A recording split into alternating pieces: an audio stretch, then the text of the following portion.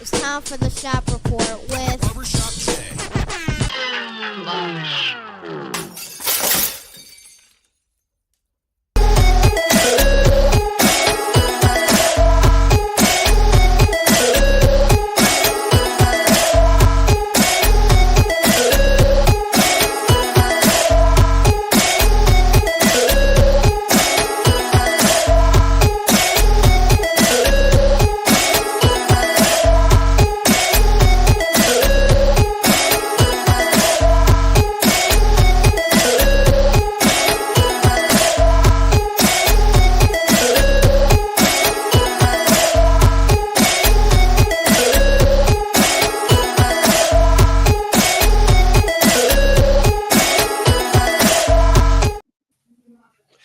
What up, sports fans? Welcome back to the Shop Report special presentation of the Turnbuckle. I, of course, am your host, Chubba J. That's for Wednesdays. You Jubba J on Wednesdays, but today you are Double J. You can do it. You can let them know that. That's right. And for those who are unaware, the guy to my right, your left, is none other than my co-host, D Gully from the CO Lum Bus. Man, oh man. Talk to me. First of all, how you doing, Double J, Jubba J? And secondly, for those who will see this live or a recap, thank you guys. We're sorry we've been on hiatus for a little bit, getting some housekeeping done, but we are glad to be back.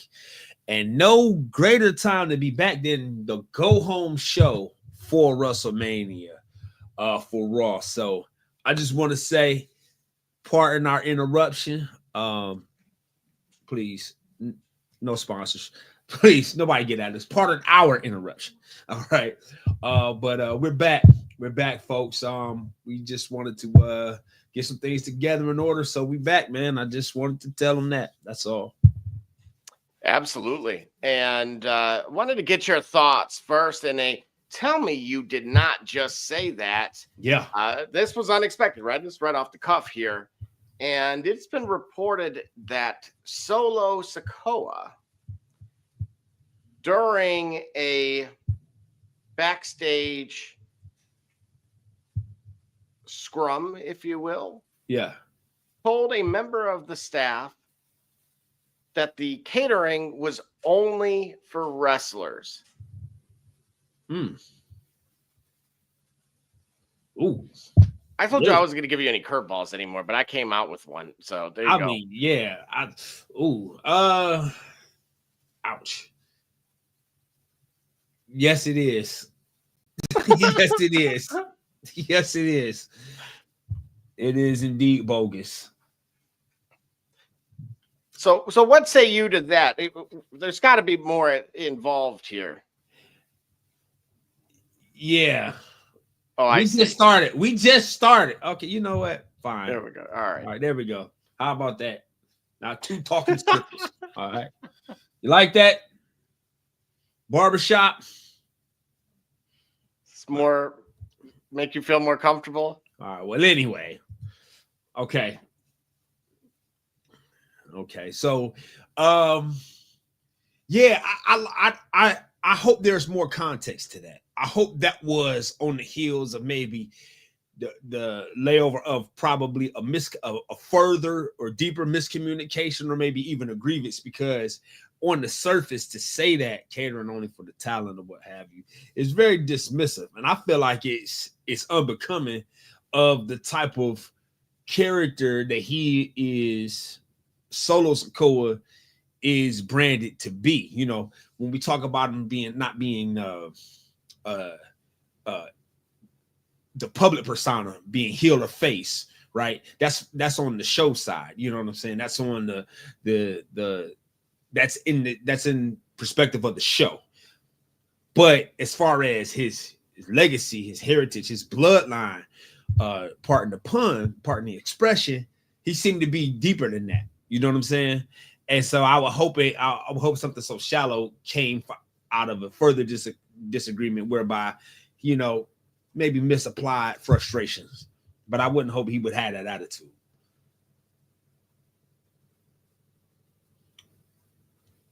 You know what? Man, wait till Wednesday. Just wait till Wednesday. Unbelievable. Yeah, I thought it was a little bit out of left field. I had other folks comment on Twitter saying they had been involved with wrestling and the promotion specifically. I'm trying. So I'm trying. And essentially, they were apparently it was open for anybody, basically. If you had the media credentials or if you were in production, everyone was allowed. Now, I actually consulted with folks that have done similar roles with, in the other entertainment space and the music business side.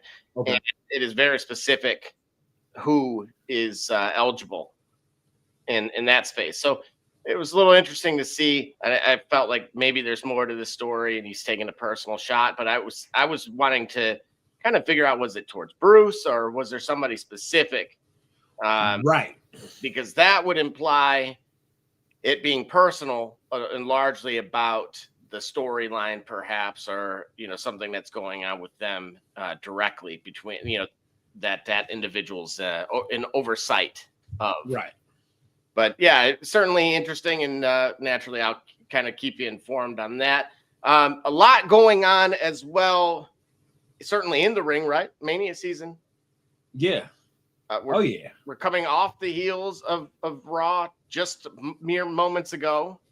And well, where should we begin? I got some LFG stuff that I've never seen, and I you know what? Let's start with that. Okay. Yeah. I know this is still a little bit new to you. I've talked about LFG quite a bit.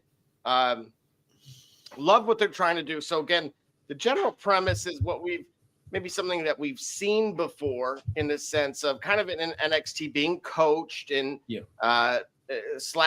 Ultimate Fighter, as you've heard me say before, where you're paired with a legend and it is teams. And essentially the goal is to accrue points based on performance for the betterment of the team itself. So there hasn't been anything quite yet as far as what these individuals can do with the points, as far as like something being redeemed or anything of that sort. But your coaches are Mickey James, of course, The Undertaker, and Booker T. Mm-hmm. We've had some guests like Gunther, CM Punk, Diamond Dallas Page. Yeah. And just most recently, we had, of course, the other half to of course, the 3D there with Devon.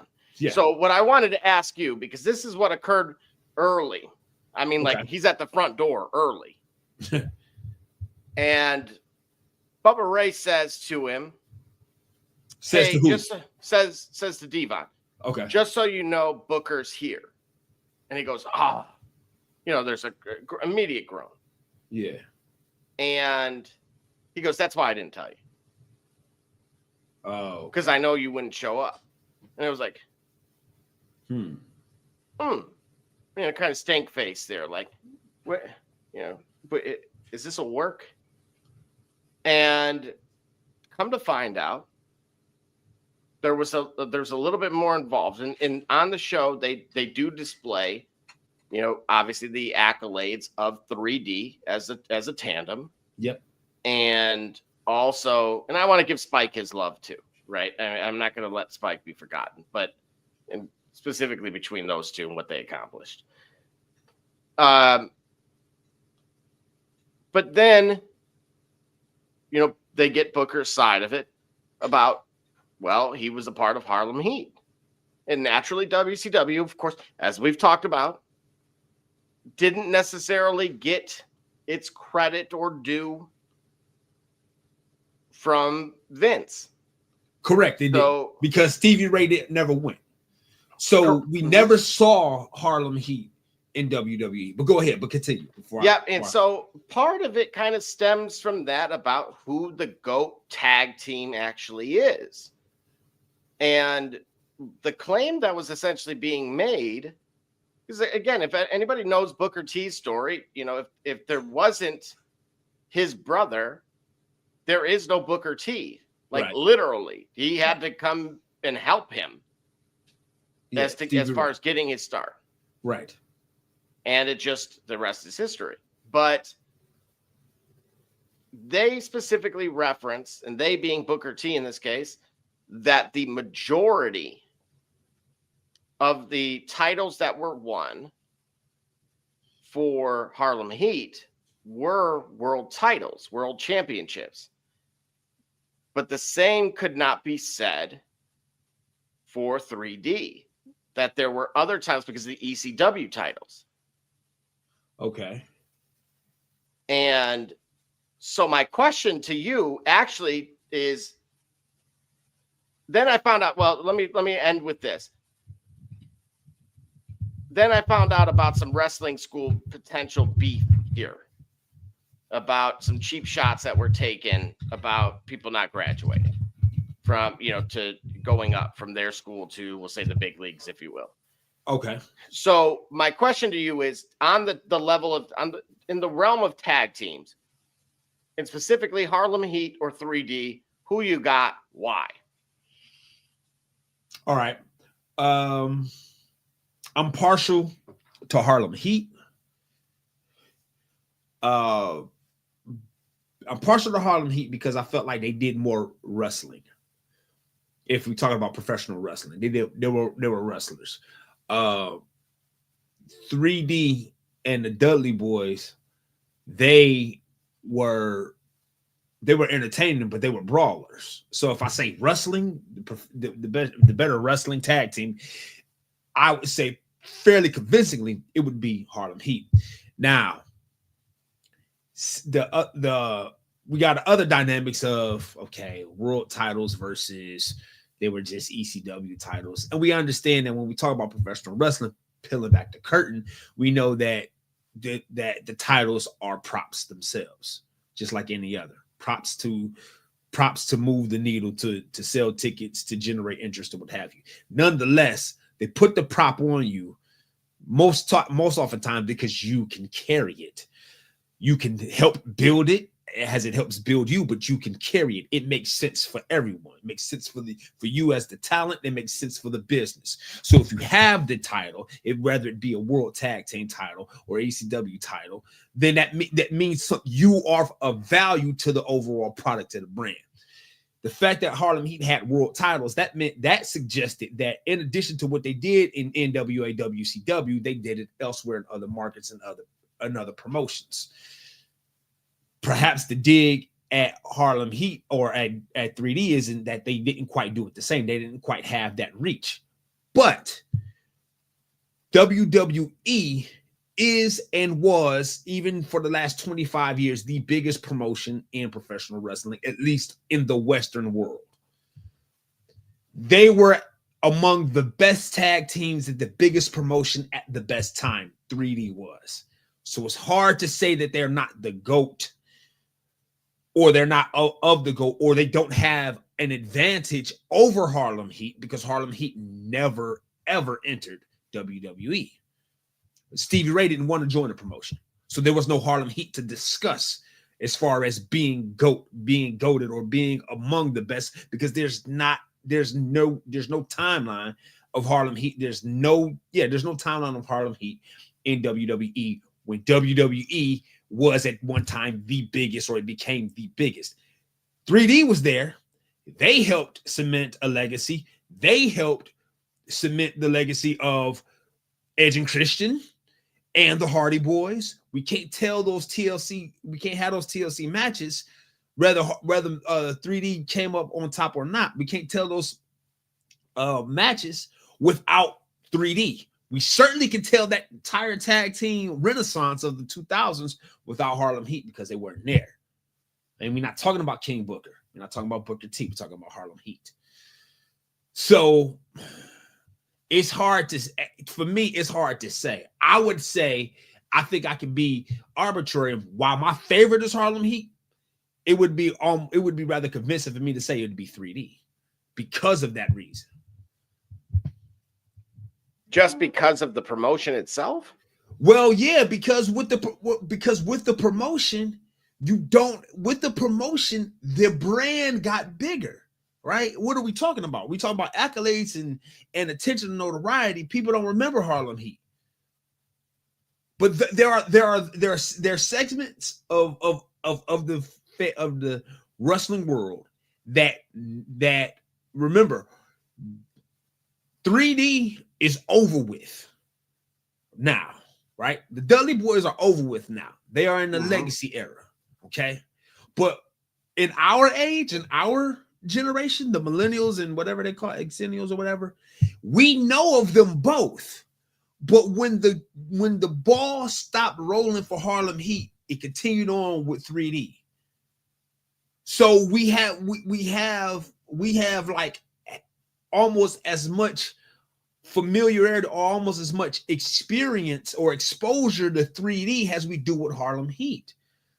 And when 3D had the exposure, they helped that nuanced brand of ECW. Then when they came to WWE, they helped to, again, like I said just moments ago, they were part of the tag team renaissance of the millennium.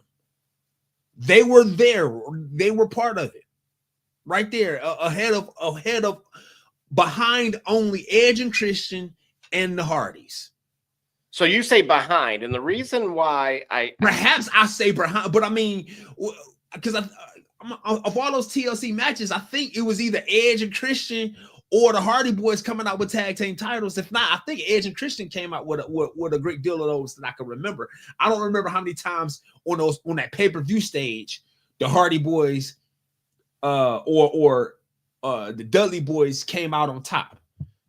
So there's one in reference, then that's why when I'm going to emphasize when you said behind those guys, because when the Dudley Boys won the in Survivor Series 98 against the Hardy Boys in that steel cage match, okay, that unified the WCW and then WWF tag team championships, which in 98, correct, and that victory is recognized as pause, hold on. 98, dude, I am merely reading immediately off of the WWE website. No, whoa. 1998? Bruh, I don't know how that could be either. Right, like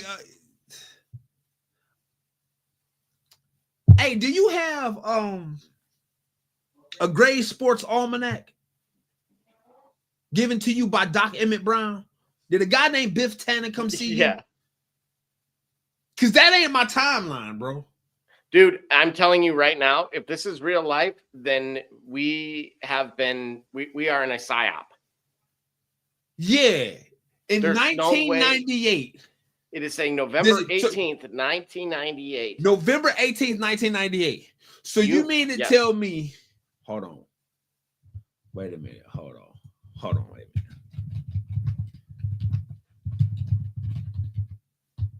All right, wait a minute. I will give you the same verbiage I used in Google in the private chat. Matter of fact, I'm going to give you the link. Wait. So you said November of 1998. Correct. This is the beauty of live before TV. Kevin Nash beat Bill Goldberg. Wait. A month before Kevin Nash beat Bill Goldberg for the WCW title. You mean to tell me that the WCW and ECW tag team titles were unified by the Hardy Boys? Well, actually by 3D, the Dudley Boys. By the Dudley Boys. Oh, Right. Hold on. Okay. Yes, that is true. That could be true because I thought that's what I thought that was the retroactive uh lineage of the belt went. And what I mean is, wait a minute. No, that couldn't even be the case because what title? Who walked in? So that means both of those teams walked in with titles. Mm-hmm. See, you about to derail this show already. See, I thought Yeah, I thought we had done a house. I wasn't intended on doing this way. And again, those in the comments, please, if you're on, clarify this, man, because ain't no way possible. Unified the WCW. And, so you are seeing this too now. Well, WWE changed their mind. All right. Wait a minute. Unified the WCW and World Tag Team Championships and are recognized as the final WCW Tag Team champions. So hold on. How could they do that all the way back in 98? Because in 1999, WCW still had tag team champions, and they were not, and the Dudleys were not in WCW. Correct. That's why I was as perplexed as you. Well, wait, but you're our resident savant. I was that's what I'm saying. Like something's not. I mean, even for them to do that, what did they do? Oh no, wait a minute. What did they do with? See, wait a minute. So you said June, May, July. All right. So Rick Steiner and Kenny Chaos had a belt on October 98 at Halloween Havoc. Mm-hmm. And then, dude, according to Wikipedia, this says first champion, the Minnesota Wrecking Crew, which is of course Gene, the Andersons essentially, and the final champions, the Dudley Boys. Yeah, in 2001. In 2001, but that's what I'm saying. You said 1998. That can't be possible. Because, shoot, DDP and Kevin Nash won the thing in 2000.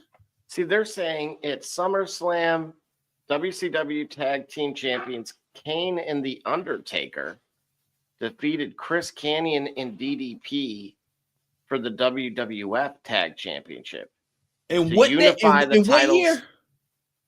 This was saying in 2001. Yeah. So how is such a thing? Okay, I'm going to keep going here. The Dudley Boys. Okay, wait a minute. The Undertaker first losing the WWF Tag Championship to the Dudley Boys on September 17th episode of Raw, followed by the loss of the WCW Tag Championship to Booker T and Test on the following week on SmackDown. At Survivor Series, the WCW Tag Champions, the Dudleys, defeated the Hardys in a steel cage match. So they're saying that occurred in 2001. And upon that, which that timeline would make sense. Yeah. And that's officially when those belts would cease to exist. Once they were unified, that particular time, that was it. And it sounds like that was intentional by Vince, in my opinion, to solidify the Dudleys as the superior group. Because at that point, they would have had titles in ECW, TNA, basically every brand that was out there. Yeah. Okay. But 1998 just was one of those like fever dreams. There's no way. Ain't no way. Yeah. None of that happened in 1998. No way. Speaking of, did it happen in this year? And only I am good at this. Air Jordans. Okay. As, obviously fashion sense from footwear was, one could argue, was behind as it pertained to sports entertainment. All right. Maybe. All right. At least in the ring. Okay. Liv Morgan, of course, was seen wearing some Air Jordans, so she must be a part of Jordan Brand. Hopefully, if she's not, she will be soon. And Free Kicks, you could shameless plug, send this way. And size 10. Anyway, but it got me thinking, who else was truly the originator, in your estimation, of wearing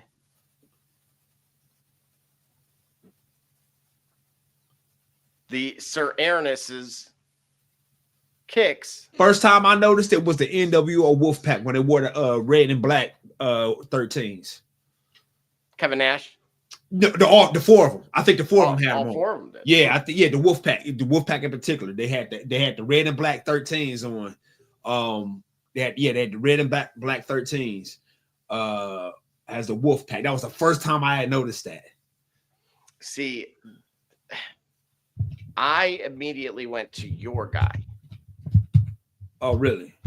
But I couldn't remember if it was in the ring or not.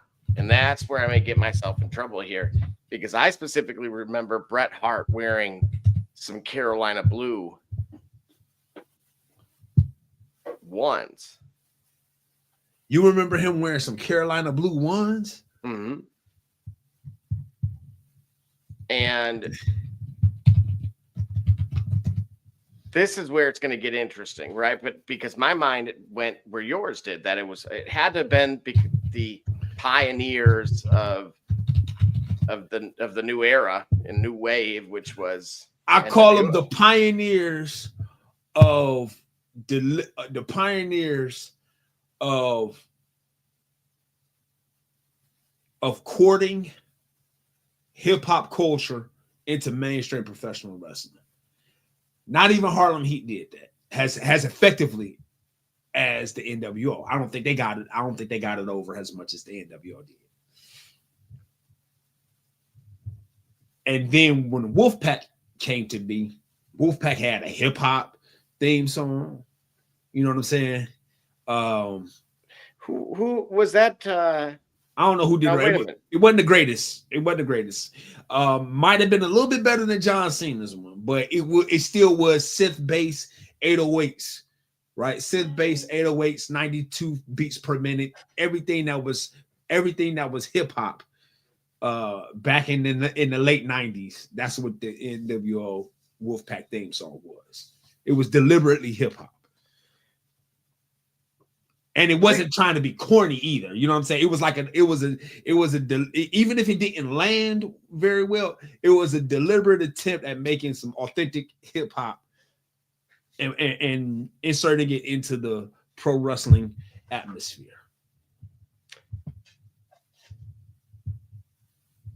Oh my gosh. I have found Bret Hart. This is from CM Punk. Oh, this is going to bother me. I'm not. I was going to ask you then, but I think on that topic, there's CM Punk paying homage to Bret Hart as the OG of the sneaker game in wrestling. Dude, so again, this was a hunch that I had because I could have swore I seen it. But he, in particular, in this particular image, it was a pink set. So what year? What year? That's what I'm saying. What year? Well, of course, I have to let me click and validate. No, of course. Because I like I said, I'm looking at the photo of Kevin Nash wearing the red and black Jordan 13s as the Wolfpack announced their squad for War Games in '98. I'm going to stop. I thought all of them wore, but no, I know it's Kevin Nash. Check this out. This is via the TikTok. I'm not going to play the video, don't have to, but there you have it, folks. This is CM Punk looking for a pink version in reference to the Carolina Blues that I was talking about When was this? 1985. No way. Bret Hart was on it back then. What? Oh, Brictavius, Dude. Brictavius Jamal Hart. Yes. I am like, that's the image. That was the shoe. Yeah, that's 85, or those was the Air Jordan ones that came out in 85. If I play the video, we'll get spam. Yeah, them jeans real tight. Them jeans real tight. So I that know, might have been right? 85. Yeah. Oof. That might have been 85. He's in original Jordan 1s, 1985 UNC. Look at that. He's saying he was wearing the 85 UNCs, but that's not saying that he wore them in 85. No, he said it. Hang on a second. He's in original Jordan 1s. Go all the way back. Go all the way back. 1985 UNC. What about this 1985? Yeah. He's in original Jordan 1s. All right. Turn it off. Yeah. All right. Yeah. Confirmed. Okay. Wow. That's 13 years before. But here's the deal. It was in a photo shoot. So right. It came after some delay.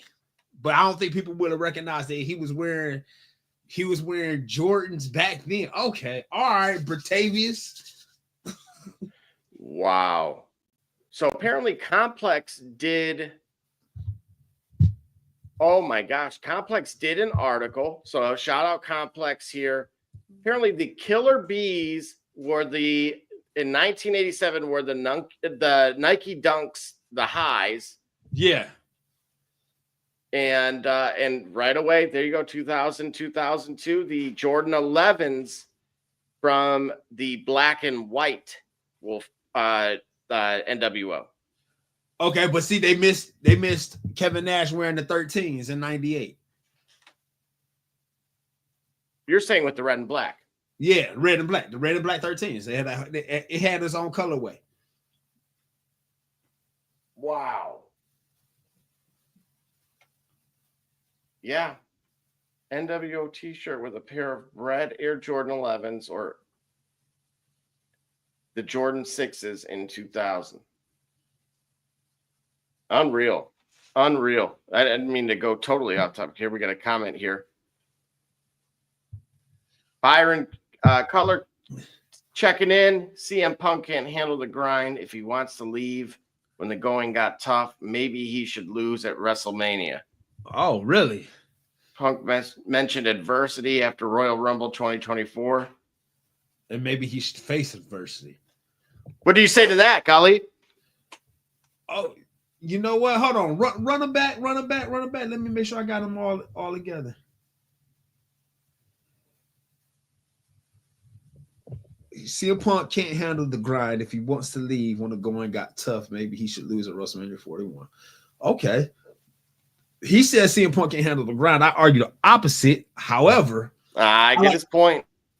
Why you say that? Why do you get his point? Wait a minute. We'll see this through, and then I'll let you have at it. CM Punk mentioned adversity after Royal Rumble 2024. Mm-hmm. Maybe he should face it because he tore his the adversity he came back. Think about it. Think of the adversity he went after. He came back to WWE knowing that it would be a wave of controversy because of the shadow, that the reputation that precedes him, that is either true and he has to deal with it, or it's not true, but he's been saddled with. He comes back for the purpose of being able to main event WrestleMania, something that he wanted to do, which is why he left in the first place. He felt like, he comes back, he gets himself all that big fuss. Remember, he comes back in November of 2023. Doesn't really see action until January, till Royal Rumble of 2024. What does he do in Royal Rumble 2024? Tears his pec or whatever, right? So when he first sees action, first time he's getting action, he has a major injury that sidelines him for several months.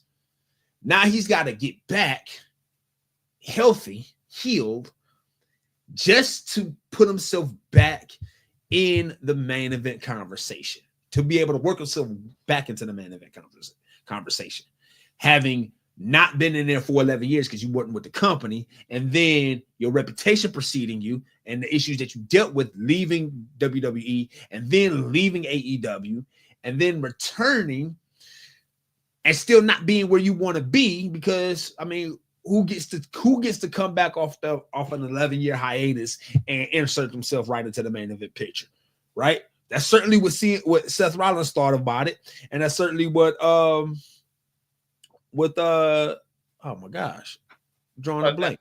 He's mentioning here, this might be controversial, but he believes Seth Rollins goes over at Mania. I certainly believe that too.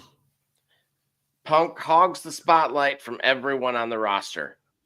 Does he do it, or does he? But here's the thing, Byron, at this moment, even at this time,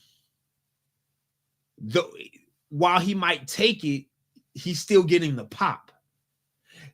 Byron might be among the wave of fans that are starting to simmer. That's like, all right, man, come on, man. How come he can't just be it because he's CM Punk? He might be kind of getting over it, right? Which I don't necessarily blame you here, because I think in the case of who CM Punk is dealing with and beefing with at the moment, right? Those guys deserve some main event shine as well, right? He's not taking shine from the undeserving, in a sense that I don't think that at this point right now CM Punk is. He's not taking the lust. He's not taking the spotlight away from guys who aren't deserving of it. Seth Rollins kind of battled his way back to being appreciated heel or face by the fans. So he gets authentic pop. He don't get like Roman Reigns, we really don't like you and you were heel in 2016, 17. You get what I'm saying? So CM Punk is, one can say he might be in the way at the moment, considering where they positioned him at. I'm gonna throw in an X factor here. Okay. Paul Heyman. Who does Paul Heyman have the most to gain from of this trio? Right? He's been down the road. Well, the only one he hadn't abandoned is Seth Rollins, because he never really was in cahoots with him. But don't you see him having, in my opinion, the ultimate say in who? But who could he latch on to that would also be beneficial for them as much as himself? I don't know. It would be Seth Rollins. He'd be the only guy he haven't touched that we know of, or at least on the camera, right? At least fan facing. He's the only one he hasn't had an involvement with. He has a history already of, remember, he was Brock's advocate. He became Brock's advocate when he abandoned CM Punk. And he's always been in Brock's corner. No, Brock is a shadow here. We don't know if he's ever going to materialize ever again in WWE. But let's say, assuming he does not, let's assuming he does, there's always going to be that. He's always going to be a Brock Lesnar guy. But he did abandon Brock for Roman. But before abandoning Brock for Roman, he abandoned CM Punk for Brock. So he hasn't been involved with Seth. Well, Seth could be that new wave. Correct. And potentially, remember, this is the same Paul Heyman that said once upon a time that CM Punk was going to see these bright lights of WrestleMania. Right, Byron. And that's the thing. That's Seth. Oof. Oh, so okay, so Byron's on. We're all in agreement here that it's going to be Seth that goes over. That scares me a little bit. And here's the thing: we as fans, it's basically a carbon copy of Plan B. But I'll tell you, as a fan, I'm here for it. I feel like Seth with Paul Heyman, that combination has life. That is actually refreshing. All right. You'll get a new My name is Paul Heyman. You'll get a new intro. You'll get Paul Heyman's was wizardry and savvy and cunning behind Seth Rollins, who could use it as great as a worker and as great as he is on the mic. Here's the thing. I feel like still Roman needs the most help on the mic. Interesting. I still feel like he does. Now he's much better. He's worlds better than he used to be. But I think he still would benefit the most. He'd get the most help from having an advocate like Paul Heyman in his corner. CM Punk and Seth Rollins absolutely don't need the mic work, but having that extra spice, having that extra ammunition, if you will. And again, it will be refreshing because I feel like Paul Heyman with Seth Rollins, that is your Universal Champion for another run. That's an 18-month run. That's a Universal Champion that's defending and beating Cody Rhodes. That's defending and beating John Cena. That's winning a triple threat match because of the savvy of Paul Heyman. I'm going to say this. If I were to put my creative control hat on, I would say Paul Heyman's betrayal to Roman Reigns guaranteed, but the alignment ends up with CM Punk, despite owing the favor to Rollins, only to have that concept soiled by way of Drew McIntyre. And ultimately that allows, and I would say you call it, between somehow Roman falling on top of, someone, because if he claymores both of them, or if he just gives Seth a look and goes away. And at that point, Heyman, as the favor, doesn't intervene during the pin. Got it. Heyman allows it to be. Byron's throwing some heat at us, man. Yeah, whoa. Byron's throwing some sure enough grade A heat right here. What I've heard is, i.e., example, Triple H to the Batista,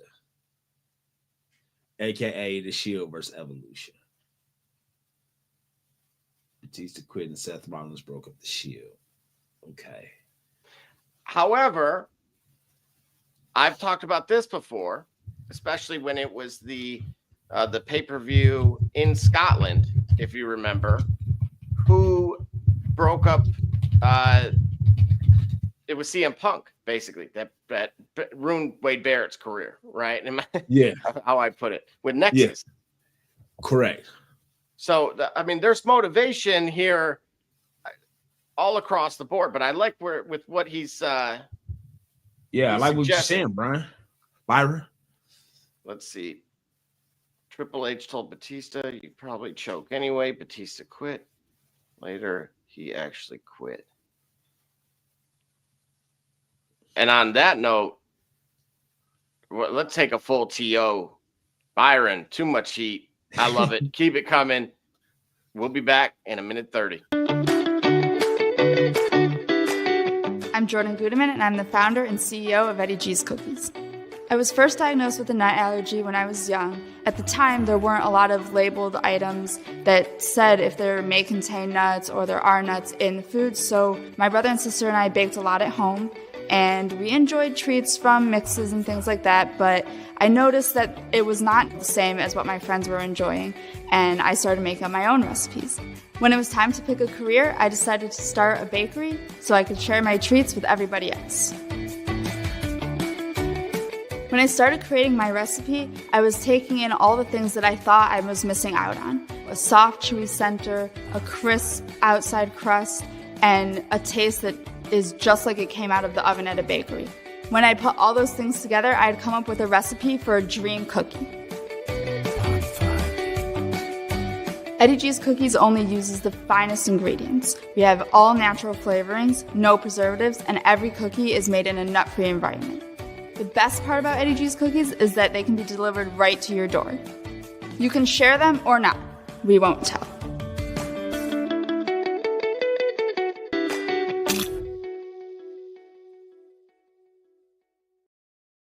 It's Kate Cunningham, and you watching the Shop Report. I'm Harvey Diallo, and you watching the Shop Report. My name's Chris Murray, and you're watching the Shop Report. You're Jay Knight, you're watching the Shop Report. Max McKee, you're dropping in on the Shop Report. Barbershop Jay, Quentin Hines, Super Bowl champion. I'm ready. Let's do it.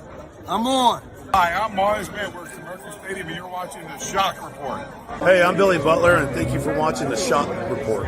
Hey guys, I'm Les Norman, former Kansas City Royal, and you're watching the Shop Report. Commander Brown, Detroit Rivers Mountain Training, and I'm watching the Shop Report. Hey, this is Doug Flynn of the New York Mets. Well, a few other teams, of course, too. And you're watching the Shop Report. I'm Matt Ramos, and you're watching the Shop Report. How you doing? I'm Rajay Davis, and you're watching the Shop Report.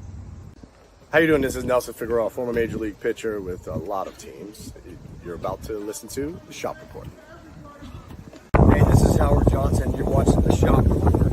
Hi, I'm Heath Bell from the New York Mets, and you're listening to the Shop Report podcast. Yeah! Hey, I'm Josh Tolley, former catcher of the New York Mets, and you're watching the Shop Report. This is Edgardo Alfonso for the Mets, and you're listening to Shop Report. Hey, this is Doc Gooden, and you're watching the Shop Report. Hello, this is Mike Hampton, and you're watching Shop Report. Hey, this is Herman Harvey, former NFL offensive lineman with the Cleveland Browns and the Baltimore Ravens, and you're listening to the Shop Report.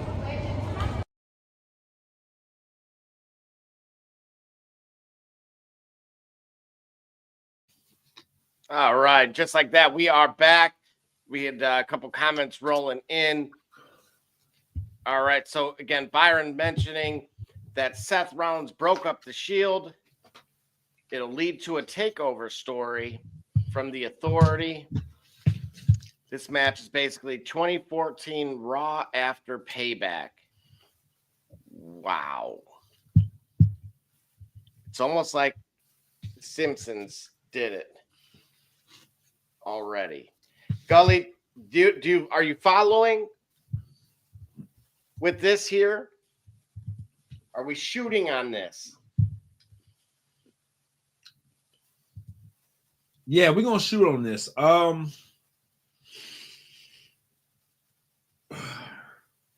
on. Seth Rollins Shield lead takeover storyline from the Authority. Match is basically 2014 Raw after Payback. So Byron knows his history. So you will have a new faction. Then it would be a Seth, Drew faction, right? Is that what I'm getting at? Did I guess that right? Yeah, for context, again, that June 2nd, 2014 episode of Raw following the Payback pay-per-view, the main focus, of course, was the aftermath of the Shield defeating Evolution and the feud between Triple H and the Shield, with him seeking revenge after his team's second consecutive loss. Right. Right. And so after his second consecutive loss, Triple H realized, oh, okay, the architect is the reason why we lost. He recognized who the next wave was.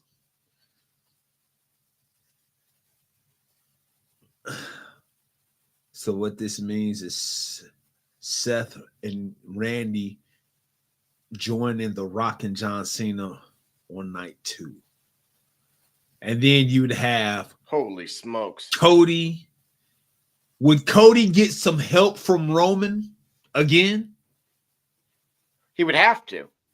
Under this premise, it would have to occur that way.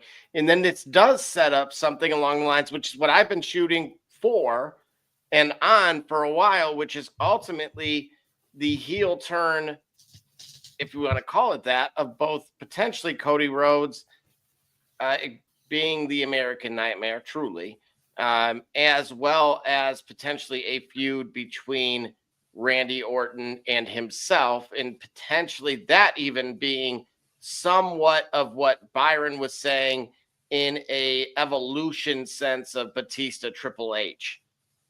Potentially, right? There is a lot to consider under this context. But how does Cody become a heel in this scenario? See, I don't know if that would be possible under not at this moment, not through this year, because here's no, your heel yet. faction right now. I mean, then you also have the guy so bad they're good, but that's what, even if that's the case, they're still heels. Seth, Randy, The Rock, and Cena. I can see that being all a heel faction. Well, yeah, 100%. There's no way. I mean, not right now. It's just not possible. Right. So would that also align with Paul Heyman then? Is that better aligned with Paul Heyman with Rollins or with Punk at that point?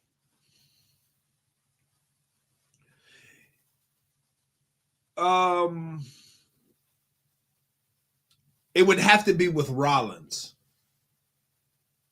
But I don't know, because you don't need Paul Heyman with this group at all. You don't need a microphone with this group. You don't need an advisor. You don't need an advocate. You need nothing like that with this group here. So, and then if CM Punk is, if Heyman is CM Punk's advocate, where does he go?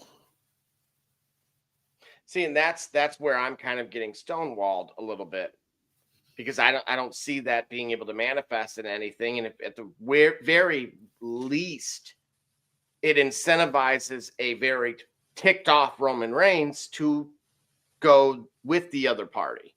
To go, what you mean with the other party? With the other group here. To go into this group or against this group? Against this group. So who do you have against it? Because he already put his hands on Paul Heyman's face. Oof.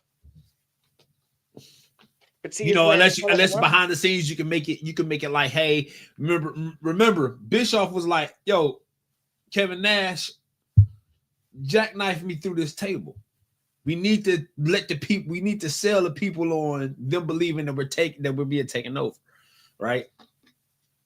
And that was I feel like that was kind of like a work and a shoot, because like they legitimately needed to do that to convince people that Hall and Nash were actually Diesel and Razor Ramon coming to take over WCW television. So it was real in that sense, but it was the shoot part of it, was the kayfabe part of it was, oh yeah, well Bischoff was behind bringing them there all along, and then he revealed himself. He just had to take a bump or two. Perhaps maybe that's what you could play up with Roman Reigns and the way he interacted with Paul Heyman tonight. But I still don't think it have legs, because you still got to double back and give that more meaning. I'm not sure at this point. See how it becomes even more of an X factor to me. It's a very strange and subtle. I mean, it's like a dash of Paul Heyman. It's very, to me, it's just, but it's pivotal in some respect, because it will at least give credence to kind of what we're ironing out and laying out here to some extent. But that's why I think it is important or significant to see ultimately where he ends up, because that will give you a much better idea into the lens of where we're headed, which potentially, if we're following what Byron's kind of laid out for us, could very well be what we see. Are all of these guys main eventers? I'm stating the obvious question, but I'm doing it for a reason. If they're not, then who is? Okay, so wherever Paul Heyman decides to align himself, it's going to be with the main eventer, and we're going to see them in main event or late card action. Who's doing that right now? Right, it would be CM Punk or Seth Rollins or Roman Reigns. We talking in circles at this point. Yeah. Well, I'll tell you. Here's what I can tell you. The storytellers are doing a great job because all we can do is talk in circles about it. Yeah, I was hoping Byron was going to at least like steer the ship back, in the get us back on track with this, because you're right. I think we are kind of going. I think he laid out what his vision is. I don't necessarily know that I agree, though. I like where he's going. I can. What would you change or from that plan? Well, when you have those 4 guys at night too, that's the beginning of a faction. They don't need a mic. They don't need an Eric Bischoff. Well, you know what? Hogan could carry a mic, and so could Savage, and they still had Eric Bischoff. So I guess it could work. I mean, Vince McMahon had Triple H, and Undertaker wasn't the greatest on the mic, but no, even great mics themselves could have an advocate. Shoot, I mean, Sensational Sherry, she was a mic for the Heartbreak Kid. So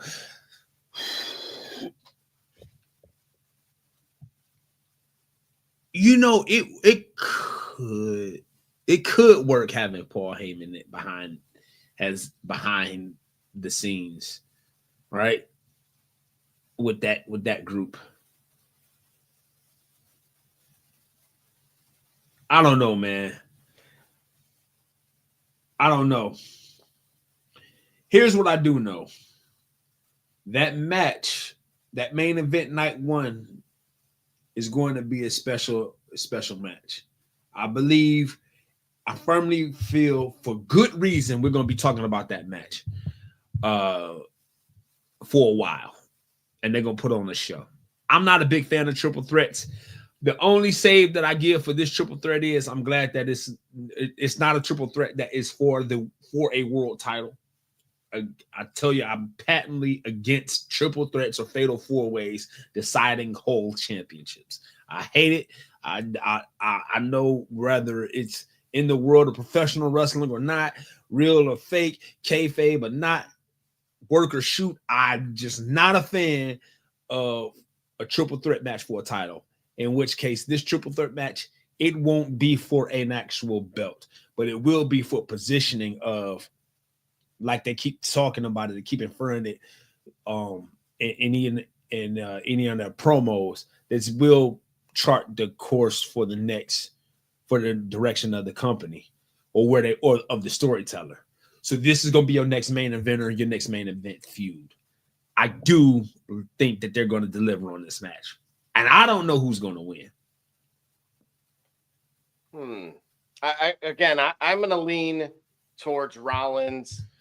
He's been that tweener, if you will, and he's done well in that role. And I still think, yes, to Byron's point about that Shield feud, but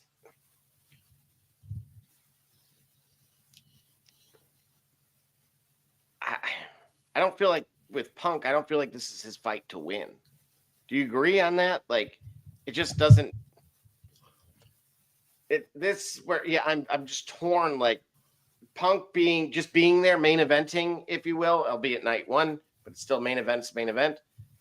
That in itself was a prophecy come to completion by him not just being there, but being there with Paul Heyman. Now that we had the incident this evening. Yes. Right? Yes. I agree with you. I feel like this is his main event. This is the thing he wanted to do. What he really wanted to do was be or win a title at WrestleMania. And we know that. This here, I think, is still him having to prove himself. Again, when I say that CM Punk, he's going to main event or WrestleMania. But now we're going to see how he holds up. Can he go through the rigors of the schedule and what the fans want and what he wants and the other guys that he has to deal with for another year before he can main event WrestleMania and be that guy. So I think he's going to get part of his wish, so that way he can say he can do it, and he's going to show out the way he did when he wrestled The Undertaker and at WrestleMania, which I think is spectacular. But right, it isn't his moment.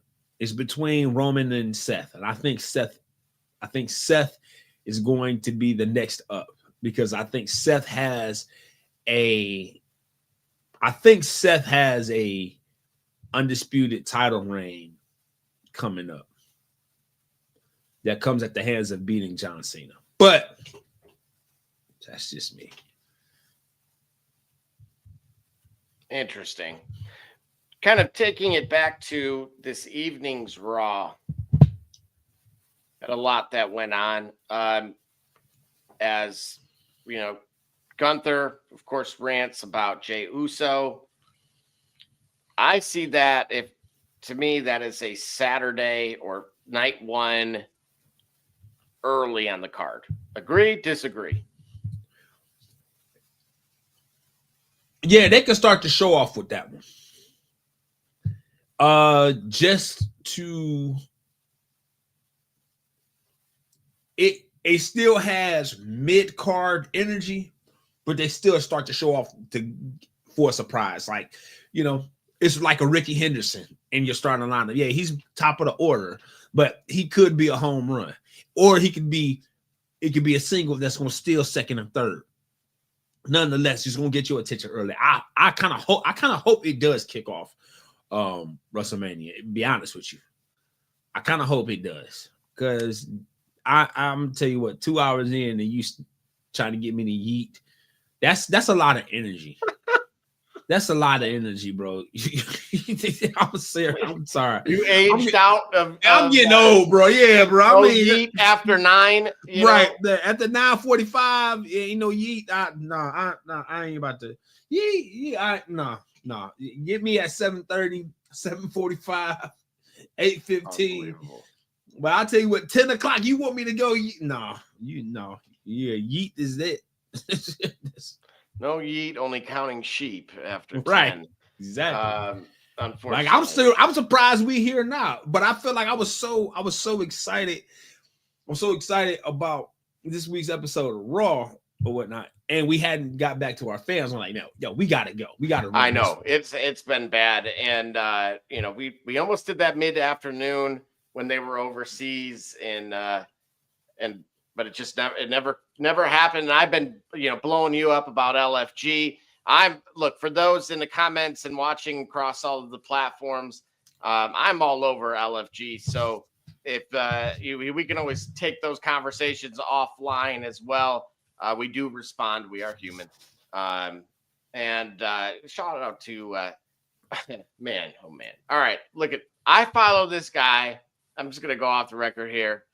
Or break away from Raw for a second. The gentleman's name is Thunder Justice Collect. Okay.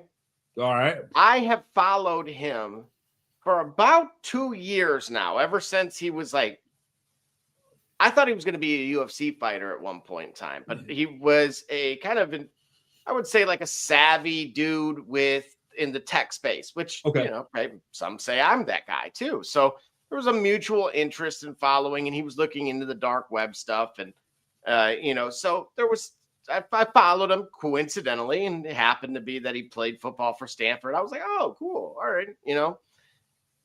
Well, he ends up downloading this AI thing from the dark web called the Beast. Okay. All right.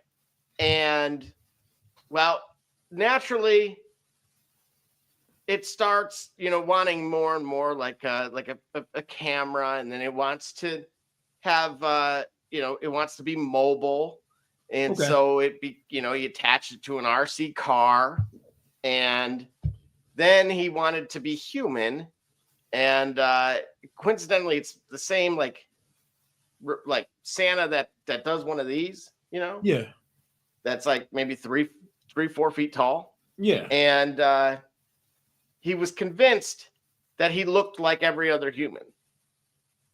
And so I've been following this dude again for years, ever since this program, and now the beast has legs. Lieutenant Dan, you got legs.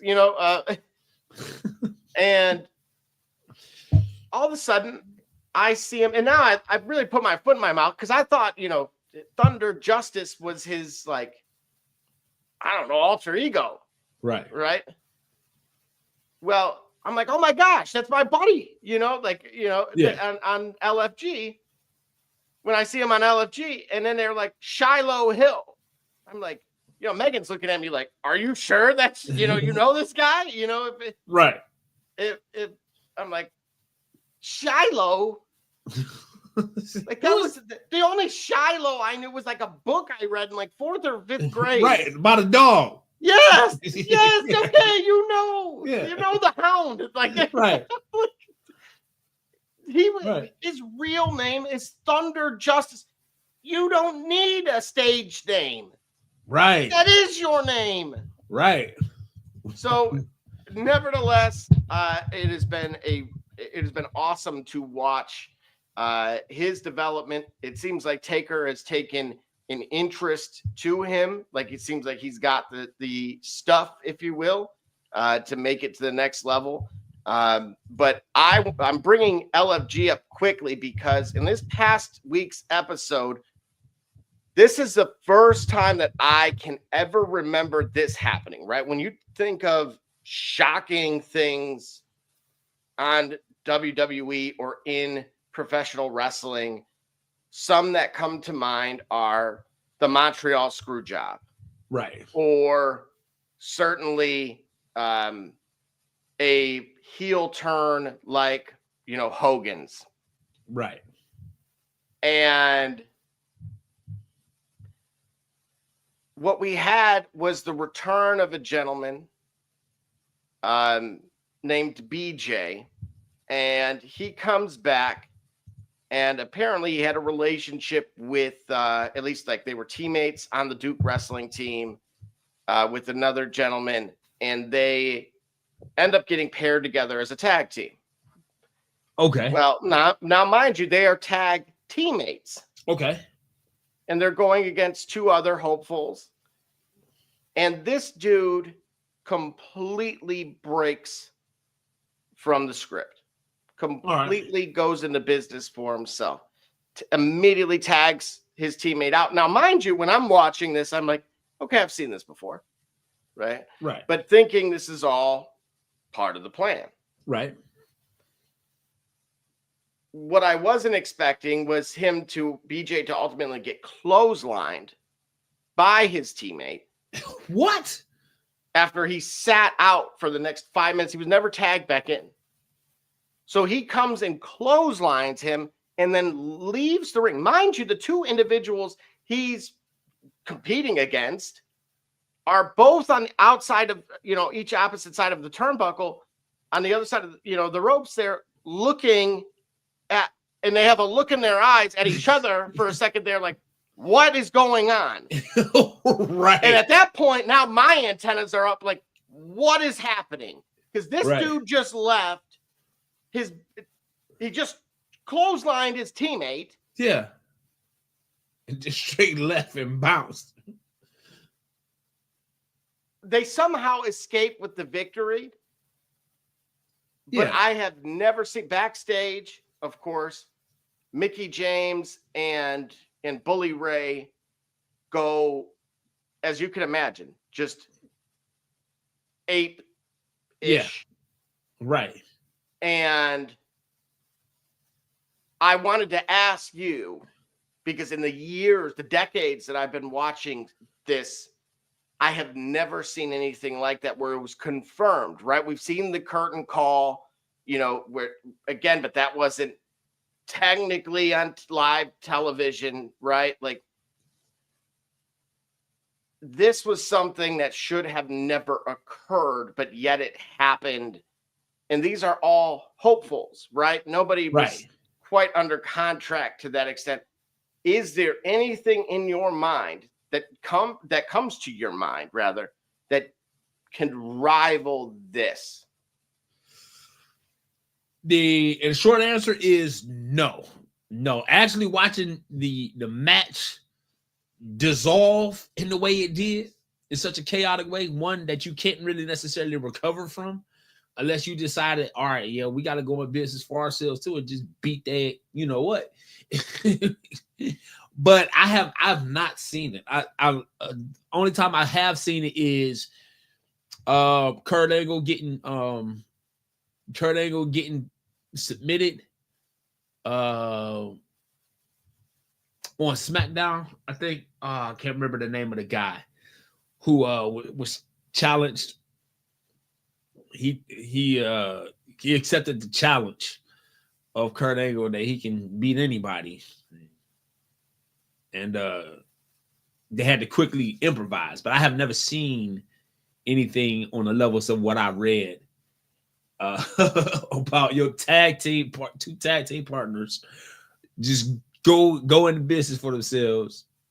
It was just the one. He went rogue on everyone. That's the thing. We've seen this where it was like, this guy like turns heel on his teammate, and there's a heel turn, and he walks out of the ring, and naturally the teammate gets just destroyed, and that's all she wrote. No.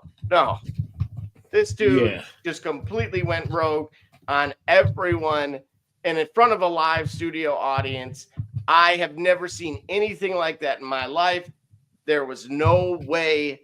I was just blown away. So I guess in a way, shout out to BJ for having the stones and to pull that off. Yeah. Here we go. Let's see. So what Double J hasn't seen yet. In the crowd this week, someone had a sign that said, "Show this fight to the beast." Oh my gosh.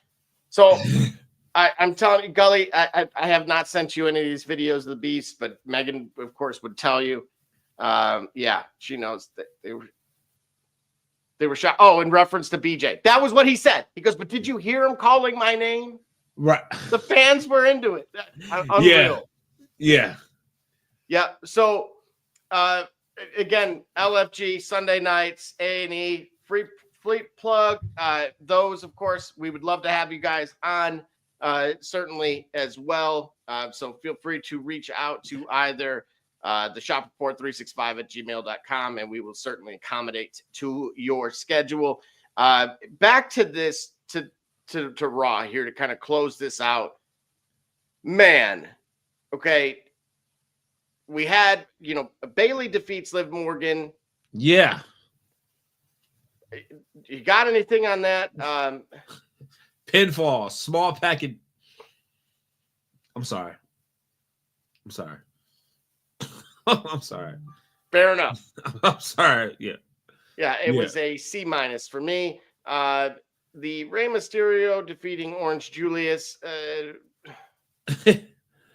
Hey man, you know what, has a Hall of Famer getting work in with a variety of different guys of different talent levels and different ring types is pretty cool to see it. You know what I mean? So from a instructional standpoint, it's cool. The match wasn't that bad. I mean, he walked him up the steps on the suit. He held the suplex and walked him up the steps. It was some pretty neat bumps. Yeah, obviously there's going to be a match here between the El Grande Americano, Chad Gable. Yeah. Yeah. Ain't fooling This is our blue blazer, isn't it? No, not even blue blazer. No. They tried to do this with Hogan. Remember Hogan had he came in with the mask and the blue and white. And what, That doesn't work for me, brother. Yeah, that won't work for me. Yeah, you remember that? I forgot what his name was. Yeah, and then you're right. The Blue Blazer, Owen Hart. Rest his soul. But yeah, this so obvious. I mean, that's part of the joke, right? Yeah. I mean, it is. So that'll certainly be night one as well. I will say Ray looked good. To your point, it did feel like it was, partying like it was 1999. Yeah. Yeah. So I will say this. This is one I've been waiting to get to for you because there's a two-parter to this because of who it is. AJ Styles defeating Karrion Kross. Yep. And well, all right, sportainment guy. All right. Hey, welcome. Having you on. Absolutely. And so Logan Paul, of course, called out Sacramento for not being cool enough. Yep. To live in LA and not being smart enough to live in San Francisco. Wow. Yeah. So obviously that's setting up with what's going to happen here night one. Logan Paul, AJ Styles. Yep. We do not see eye to eye on this at all, but no. By all means, go ahead and tell me why when I was drinking out of the purity chalice of finally I had gotten the keys and unlocked this thing and just sipping the just sweetest of waters, and only to be interrupted rudely and the cup slapped out of my hand by you saying that LA Knight got put over AJ Styles last WrestleMania. Yes. So why wouldn't Logan Paul, whose star is shining bright right now, get the same treatment? Go ahead. How? What do you mean how? There's no way that should happen. In the interest and purity of the sport. Logan Paul shouldn't beat AJ Styles? Not a chance. Not a chance. This was one of your icons, right? When you talk about it was a guy that I said he deserved, he's on his nearing his final lap, you know what I mean? Has a full-time professional, what have you. He deserves some time in the he deserves some run in the sun as well. But I'm saying, bro, like, let me take away my fandom for a second. Let's look at it arbitrarily. He lost last year to LA Knight. AJ Styles did. So and you had some feelings about that at the time. I did because I did. But this is what I'm saying. So you're asking me, I think, don't take from my answer that I agree with the process. I'm trying to impress upon you that I see the path. Meaning, I see the path that they want to go. I don't necessarily know that I want to take the trip with them. So my point is, LA Knight got the win over AJ Styles last WrestleMania. It wouldn't be far-fetched for this to happen too with Logan Paul, a guy that they really feel, that I think is really working to become a bona fide WWE talent. So that's why I wouldn't be surprised for Logan Paul to go over. Okay. And that's fair in saying you wouldn't be surprised. However, okay. From the angle that I'm looking at this, which is for things to be right and not unjust. All right. There is no reason. There's no reason. Then I cannot. You just said it. This is supposed to be a victory lap. And we have the welcome wagon for Cena. Well, listen, they could come with losses along the way, right?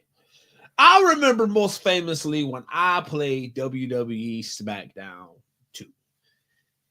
And en route to winning the WWE Championship, I had to drop my Intercontinental title to Rikishi on SmackDown. And by doing so, I was able to back my way into a main event match for the pay-per-view in which I won my title. All right, we got him checking in, and he said, don't forget, we know exactly what Logan Paul, who he is. He wants to be the main event until that point. Till he goes after AJ Styles. Just remember what LA Knight is. Go after Logan last year. Interesting. Yeah. I don't believe that he should go over. That's my issue here. And Gully, I mean, I can't, dude, that's not a victory tour. That is a torture tour. Hey, that loss to put over talent, you still got SummerSlam season. You know, where's the Edge? When did you remember the Edge was always putting guys over? Yeah, right. Remember, he came there just to help the young guys. Right. Big red flag, according to Cody Rhodes. But I don't think it's as devastating as you might think if you were to lose just this one match. There's a 13-year-old out there. Yeah. That's only going to remember AJ Styles as a loser. There's but there are many people outside of who've been watching. This is tainting his legacy. That he's going to have more wins in New Japan than he's going to have in the continental United States and in the past 2 years, and that's a crock. I can't get on board. That doesn't work for me, brother. Like right. But I understand though. I'm suggesting to you, my heart feels the way you do. My mind is saying otherwise, and that's how I can be calm. I guess it's because I can see how this is going to happen. So I need not position myself to where to where I'll be surprised. I can't believe you're backing off this like that. I'm telling you, man. Listen, you know what happened to you in the past 3 weeks? You know, since we've had a show, I took the red pill. I took the red pill. I see it for what it is, man. I'm telling you, man. Logan Paul. All right. Oh. Okay. So listen, Logan Paul doesn't go over. Do you think it's going to be a great match?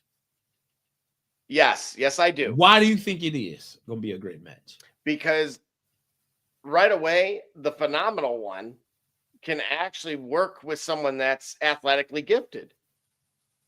That's comparable in that respect, where I will give credit where credit is due. Okay.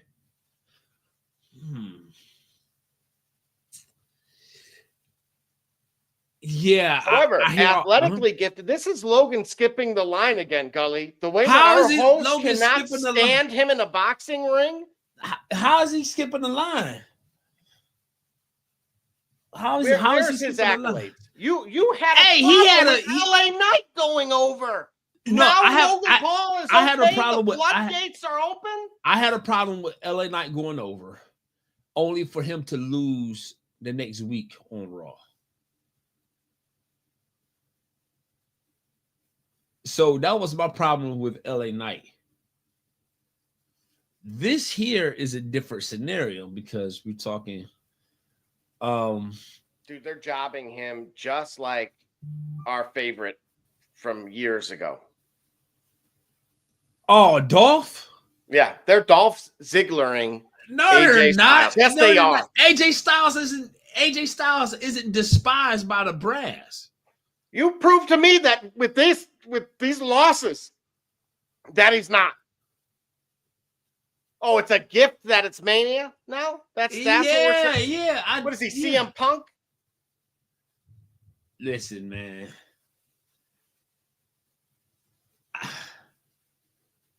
I'm telling you that I think Logan Paul winning at WrestleMania is the launching pad he needs. What? And then yeah, that's how I think it is. So now that's where we're going with this. Yes, because they played in our faces last year and did the exact same thing. They did not. They did not do that. They put LA Knight over. They put LA Knight over on that on WrestleMania. Something that I didn't agree with at all. Neither did you. So it's not unreasonable for me.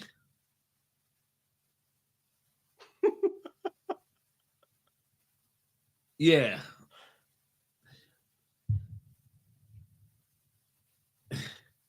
Hold on. What did he say? He said, hold on. If you take the red pill, we will know exactly what Logan Paul is going to do. But if you take the blue pill, this is definitely must be different. I think that Logan Paul gets the surprising victory over this at WrestleMania.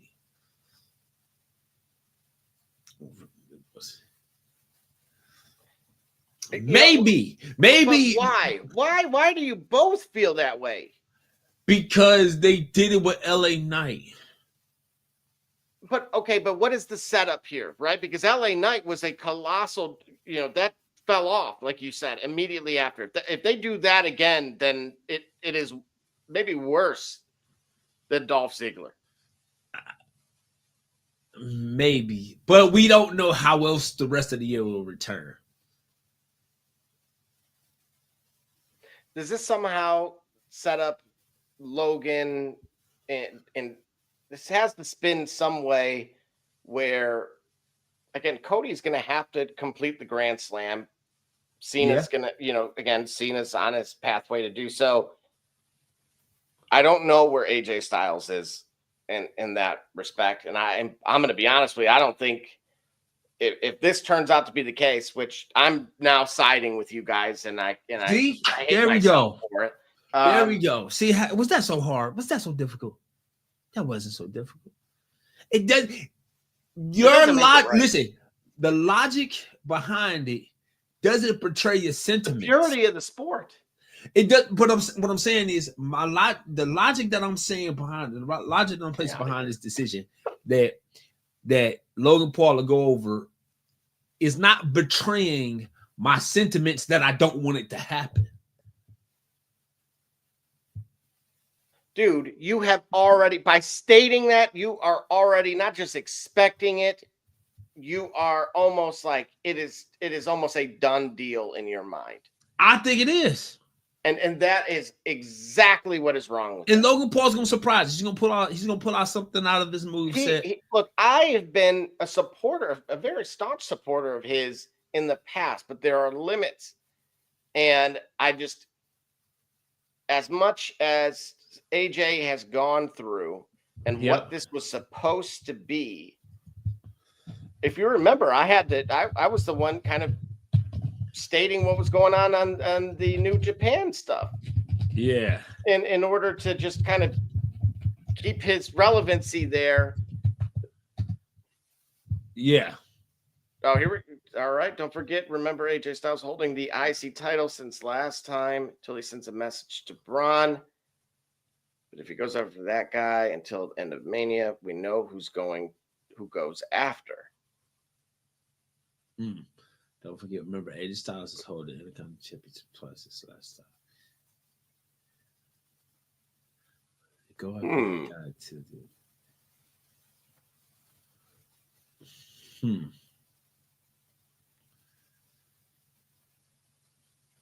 All right. All right. Well, there you go. Then you know where it's headed. Yeah, I think it's to say that AJ is now being doffed. I still think it's a slightly a bridge too far. However, I can understand why we on that street anyway. LA Knight before him is hard to dispute. But I'm telling you, Logan Paul goes over. All right, we'll go with that. Finn Balor, of course, defeated Penta. Backstage, Yes. of course, speaking of Braun Breaker, he was attacked by the Judgment Day. Yep. And of course, now, he was selling a shoulder injury ahead of Mania. And Breaker did hit the ring and took out Balor, but of course was outnumbered. Well, then, of course, we had the Roman Reigns, Seth Rollins, and Paul Heyman appearing live. And, of course, they cut a very strong promo, in my opinion. Rollins called Heyman a scumbag. Yeah. While still teasing that there's a chance the wise man could join Seth at Mania. Mm-hmm.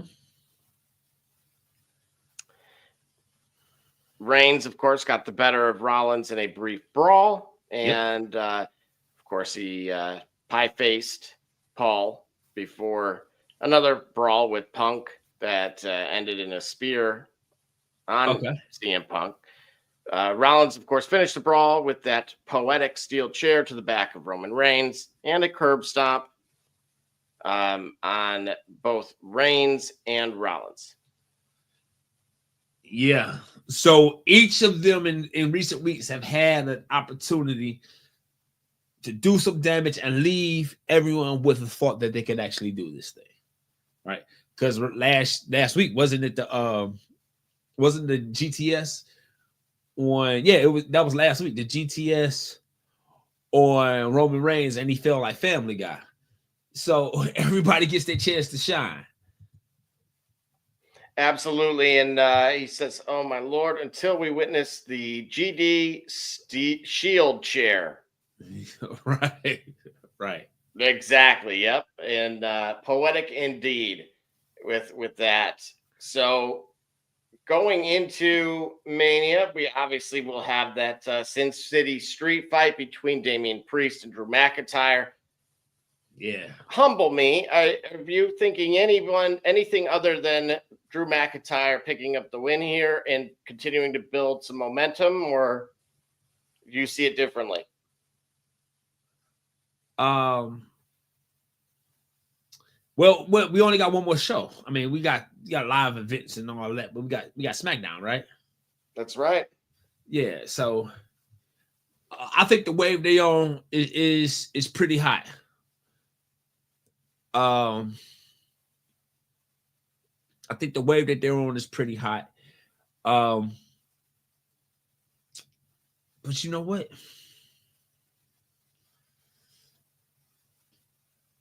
I don't know. Hold on, wait a minute. Let me think about this thing here.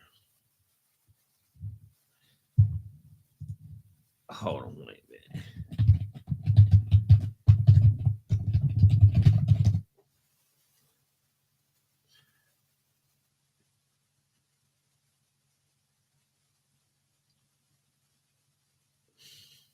Hold on. My bad. No daddy. I'm sorry, but I'm just pondering on this one. So I think anything be done a little bit differently. Hit me again, Double J. So in regards to Mania's Sin City street fight between Damian Priest and Drew McIntyre. All right. Now remember, McIntyre at WrestleMania 40 was the champion briefly, and Priest cashed it in. Right. So Damian Priest is due his comeuppance. Correct. Right. Haven't cost him the title. No, well, right. McIntyre, on the other hand, yes. Oh, yeah. McIntyre do his comeuppance. Who you got coming out of that one? I think wait a minute, because Priest no. Will Priest get help from? Yeah, I think McIntyre wins that, and I hope that I think McIntyre wins that, and I think that Judgment Day helps by not helping. You get what I'm saying? Absolutely. Yeah. All right. Well, I would say the only other match, of course, would be on the Sunday card. Cody Rhodes and John Cena.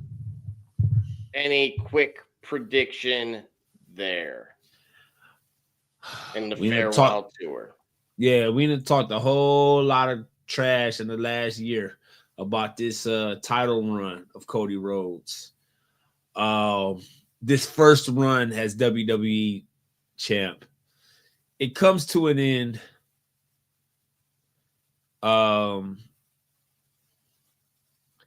It comes to an end on Sunday. And Heel Cena fully forms, and it comes to an end on Sunday. Hold on, let's see. Where did brother BKL state? I feel bugging between Damian and Drew at WrestleMania. Fortunately, I know exactly what will happen until the end of that Mania. This is definitely go after Raw champ.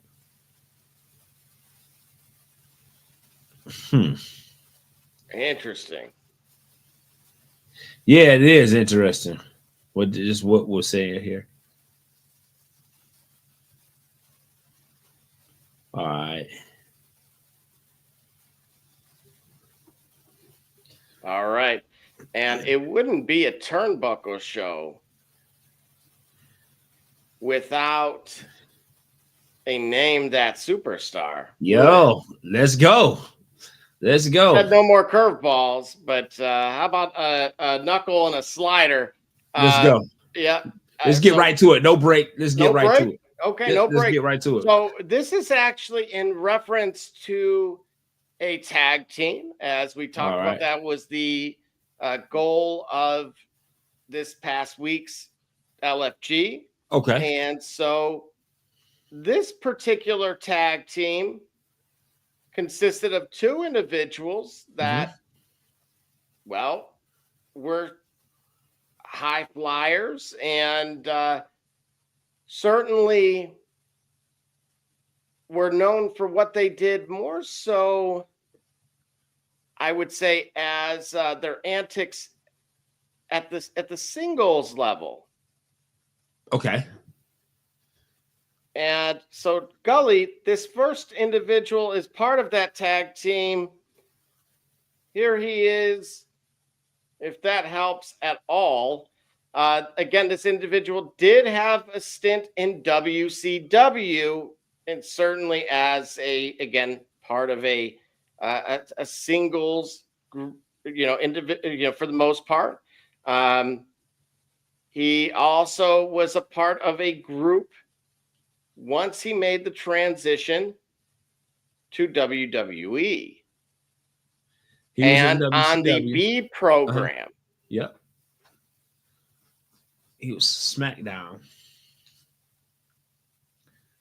D. Gully, name that superstar. You should say name that thumbnail, because I don't know who the heck I'm looking at. All I see is a blue do-rag or blue that should be telling. Let's see if I can get a better image here. Oh, I think I can. Let's see. All right. I'm trying to get one that doesn't quite give it away. Can I open this on? It will not let me open that one.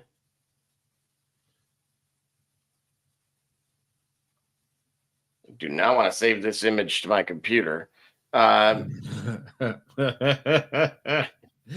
was scared of virus. I was trying to get right. Yo, we been here before. Kind of. That ain't Juventud, is it? Well, it is. It is Juventud. But this is Juventud in a group. What group was Juventud in? High flying group. Juventud Guerrera. I get half a point. Well, no. What you mean? No. That's Juventud Guerrera. Correct, but we're talking about the tag team in particular. Well, you gotta give me the tag team partner.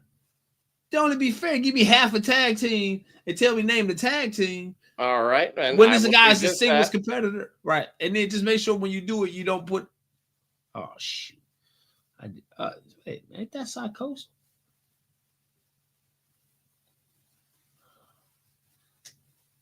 And it was blue. Blue.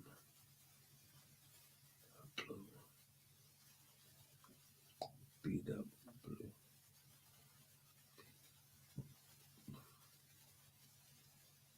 To your point, the third individual is right here.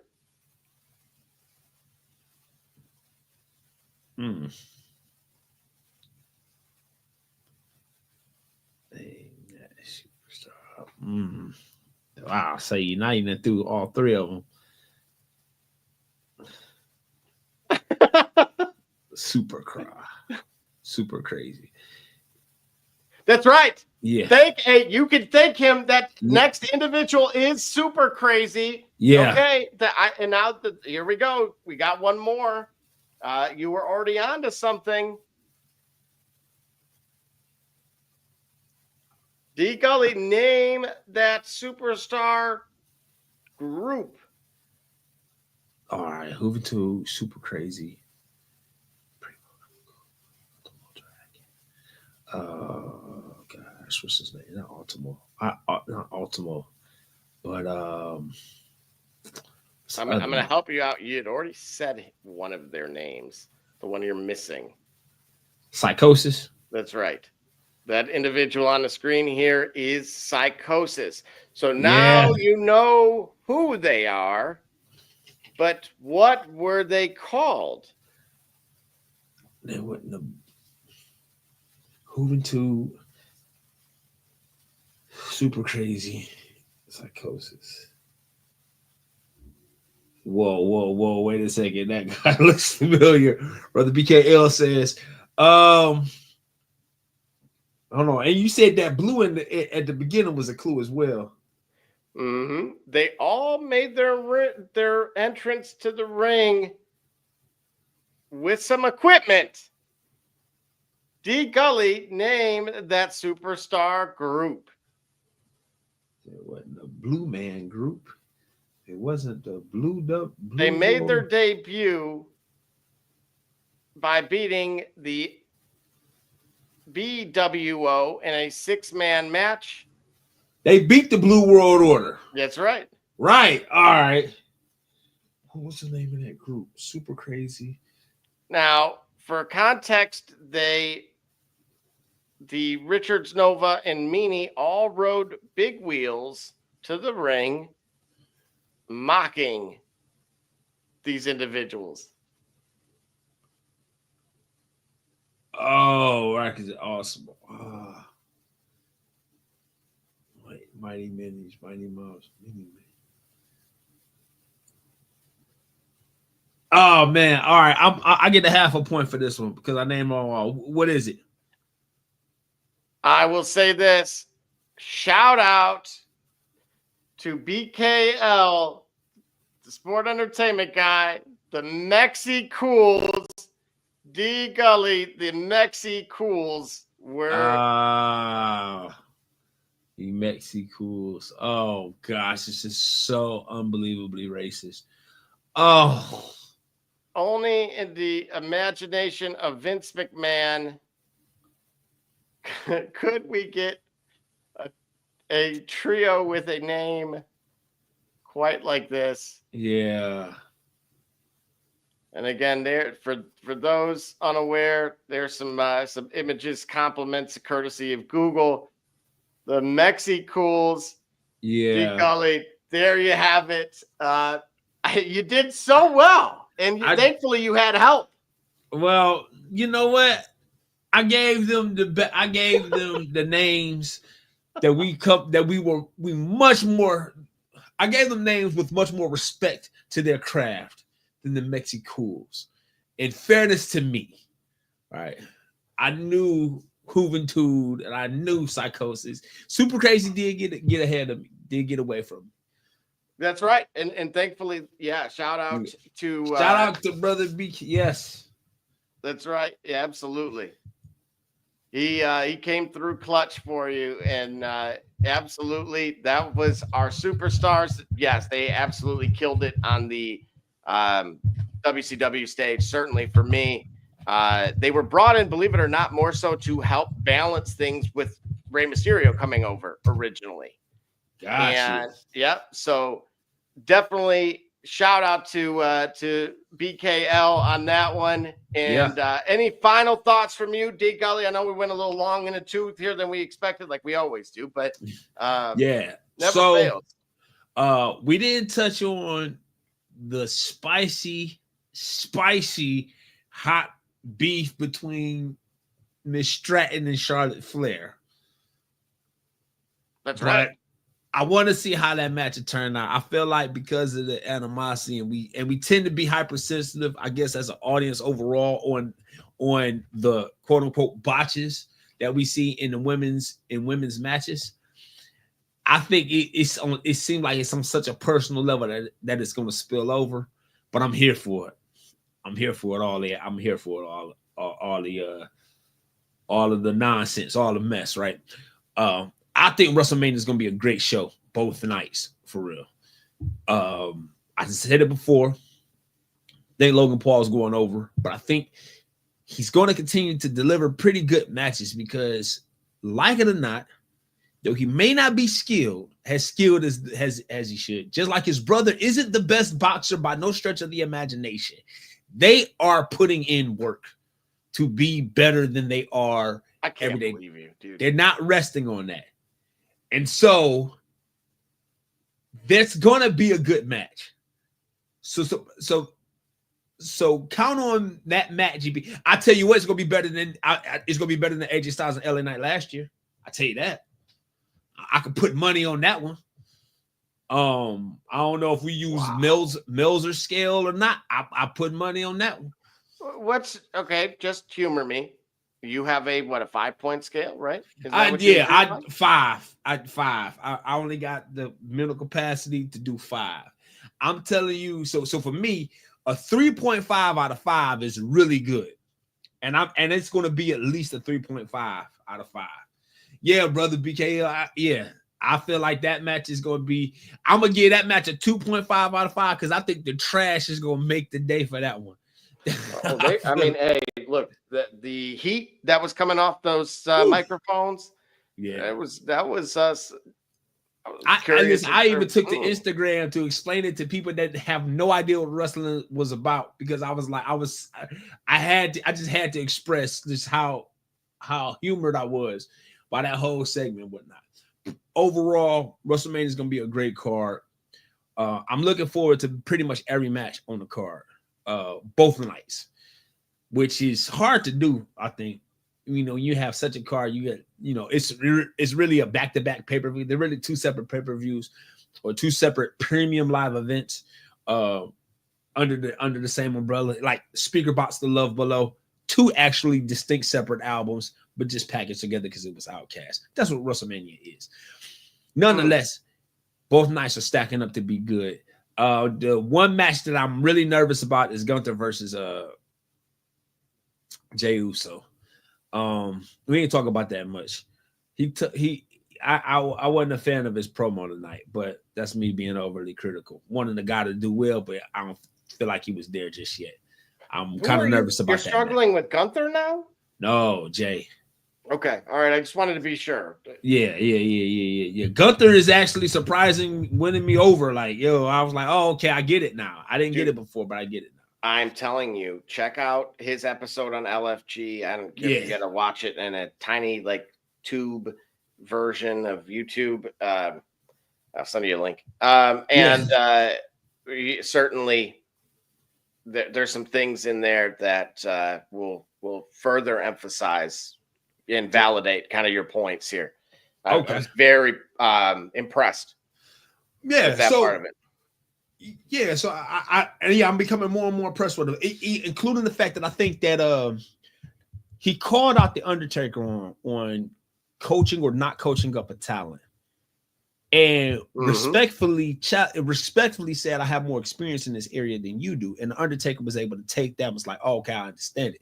So he saw with respect that he was like, yo, you should have been able to do this, or this is what you needed to do, because as far as being a mentor or a regulator, you may have experience there, but being a coach and coaching someone up, this is where you should want it to like it. Because if you're going to be on this show, and if you take what you do as a wrestler very seriously, you got to be able to be well on it. So allow me, my senior in life, to be my junior, if you will, in coaching people up. And this is where you need to be able to see. The Undertaker was able to take that criticism for what it was, to be coached up, even by a guy that would defer to him as a mentee, to a mentor. So so that helps me to explain, that helps to define to me more of Gunther's true power and prestige, or true prestige and wisdom as a wrestler. All in all, WrestleMania 41 is going to be a good card. I'm looking forward to being a good card. Stay up for all of it. And I can't wait to see where we go after, because I feel like some very interesting stories are going to be told on this Sunday and Saturday. That's going to lead us into Monday. So really, next Monday, the 21st, right? Yeah, next Monday the 21st is going to be an exciting show. We plan to be back for that though, right? Yeah, I plan. Yes, sir. So you betcha. Yeah, man. So thanks for rocking with us tonight, everybody. In our spontaneous welcome back recap after our hiatus, and we're gonna be doing it back bigger and better, and we're gonna keep moving, man. Because we appreciate it. Again, like our host, you'll hear from us on Wednesday on the Shop Report. Like you say, we wouldn't be us without y'all. So thank y'all for rocking with us, finding us some new guys and some of our familiar faces. So we'll be rocking with y'all again, man. And Double J, thanks for being there in the clutch, man, to bring us in live, man. You do it every week, man. You hold us together, so I appreciate that, man. So look forward to being more available for y'all comments, questions, comments, critiques, criticisms, compliments, all of the C's. I appreciate it. Likewise on my end. Again, definitely check out LFG. Absolutely worth it. Follow Thunder Justice on his socials as well. Learn a little bit more about the Beast. The Beast, my child. You believe me, you spend it. It's a riot. I want one. Otherwise, love the card. Hopefully, we get the fireworks that we're used to. Yes. And I don't have any hesitation there. Was interested about Triple H's remarks on that Unfiltered podcast. That I got a chance for him to, kind of see him unbutton, a little, and unwind a little bit, and kind of give his real thoughts on some stuff. And that was certainly interesting too. So if you get a chance, check those guys out. And gives you a little bit of insight into what his mind is and what he's thinking. And certainly we'll be back next Monday to talk Turnbuckle, but of course we'll be back in a mere 36 hours to talk some sports. It'll be playoffs in the NBA, amongst a ton of stuff going on, NIL and the chaos that's taking place in Tennessee. Absolutely. Havoc. Gosh. Yes. So that in itself is where I will leave us off today. But of course, if you want to know what's going on, come to the shop. Walk-ins are always welcome. Holla.